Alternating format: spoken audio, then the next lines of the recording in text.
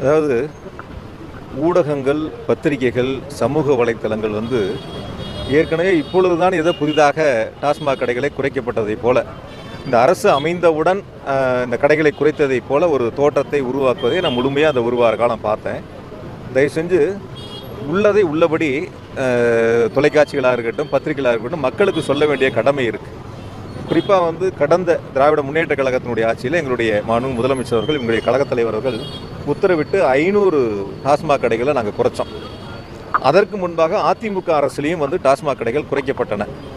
ஏதோ இப்பொழுதுதான் புதிதாக இந்த அரசு அமைந்தவுடன் டாஸ்மாக் கடைகள் 717 கடைகள் பூட்டப்பட்டதை போல சில செய்திகள், சில சமூக வலைத்தளங்கள், சில ஊடகங்கள் இது போன்ற செய்திகளை வெளியிட்டிருக்கும் பொழுது பார்க்கும்போது ஒரு பொறுப்புணர்வோடு, ஒரு கடமை உணர்வோடு கடந்த காலங்கள் என்னென்னலாம் இருந்துச்சு, இப்பொழுது என்ன செஞ்சுருக்கிறாங்க அப்படிங்கிறத ஒரு செய்தியாக போடும்போது அதையும் சேர்த்து போட்டால் கொஞ்சம் நல்லாயிருக்கும்.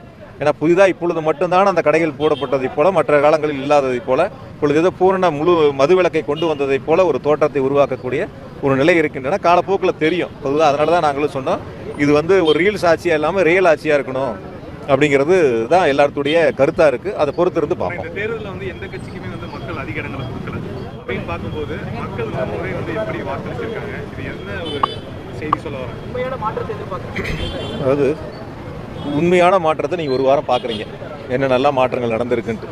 இதில் உண்மையான மாற்றங்கள் என்ன நடக்க போகுதுங்கிறத பொறுத்திருந்து பார்க்கணும்.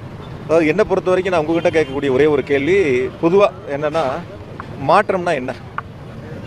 இந்தியாவில் தொழில்துறையில் தமிழ்நாடு நம்பர் 1. அதில் என்ன நீங்கள் மாற்றங்கள் கொண்டு வர போகிறீங்க? உயர்கல்வி சேர்க்கையில் இந்தியாவில் தமிழ்நாடு நம்பர் 1. அதில் என்ன நீங்கள் மாற்றங்களை கொண்டு வர போகிறீங்க? மருத்துவத்தில் இந்தியாவில் தமிழ்நாடு நம்பர் 1. அதில் என்ன நீங்கள் மாற்றங்களை கொண்டு வர போகிறீங்க? பொருளாதார வளர்ச்சியில் இந்தியாவில் தமிழ்நாடு இரட்டை இலக்க வளர்ச்சியை எட்டியிருக்கு. அதில் என்ன நீங்கள் மாற்றங்களை கொண்டு வர போகிறீங்க? ஆக பொதுவாக மாற்றம் என்று சொன்னால் ஒரு கொள்கை ரீதியான ஒரு முடிவு இருக்கணும். நாங்கள் கல்வியில் இந்த மாற்றங்களை செய்ய போகிறோம், நாங்கள் மருத்துவத்தில் இந்த மாற்றங்களை செய்ய போகிறோம், நாங்கள் தொழில்துறையில் இந்த மாற்றங்களை செய்ய போகிறோம் அப்படிங்கிறதெல்லாம் அவங்க தேர்தலுக்கு முன்பாக எதையும் சொல்லலை. இதெல்லாம் நாங்கள் செய்கிறோங்கிற அந்த வாக்குறுதிகளையும் அவங்க கொடுக்கல. ஆக பொதுவாக சில சமூக வலைத்தளங்கள், சில பத்திரிகைகள், சில தொலைக்காட்சிகள் தான் சில நேரங்களில் மாற்றம் அப்படிங்கிறாங்க. என்ன விதமான மாற்றங்கிறது சொன்னால் தான் அது சரியாக தவறான கருத்துக்களை சொல்ல முடியும். ஆக ஒரு வளர்ச்சி பெற்ற மாநிலமாக, இந்தியாவிலேயே முதல் மாநிலமாக நம்முடைய எங்களுடைய கழகத் தலைவர்கள் முதலமைச்சராக இருந்து தமிழ்நாட்டை வழிநடத்தி இருக்கின்றார்கள். இதை தக்க வச்சாலே போதுமானது.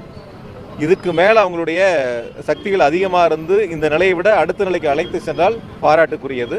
ஆனால் இதிலிருந்து தமிழ்நாடு பின்னோக்கி செல்லாமல் இந்த நிலையை பாதுகாத்து எடுத்து சென்றால் இதுவே மக்களுக்கு பல்வேறு நிலைகளில் ஒரு உயர்ந்த நிலைக்கு அழைத்து செல்லக்கூடிய ஒரு வாய்ப்பாக இருக்குது.